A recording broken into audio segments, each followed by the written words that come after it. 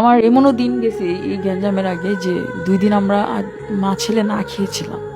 আমার ছোট ছেলেটাকে পাশের বাসা থেকে খাবার দিছি, যেখানে আমি মানুষকে খাবার দান করছি এবং এতিমখানায় দান করছি। তো আমার আল্লাহ আমাকে, আমার রাসূল এতিম ছিল,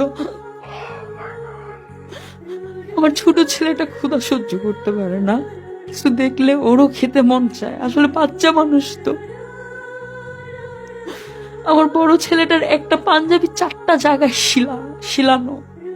তো আমার প্রশ্ন হচ্ছে, তুমি কি একটা বড় চাচা হয়ে পাঞ্জাবিও কিনা দিতে পারো নাই? Oh my God.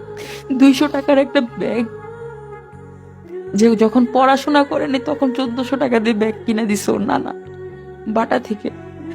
আর এখন 200 টাকার একটা ব্যাগ শিলায় শিলায় হচ্ছে মাদ্রাসায় যেতে হয়।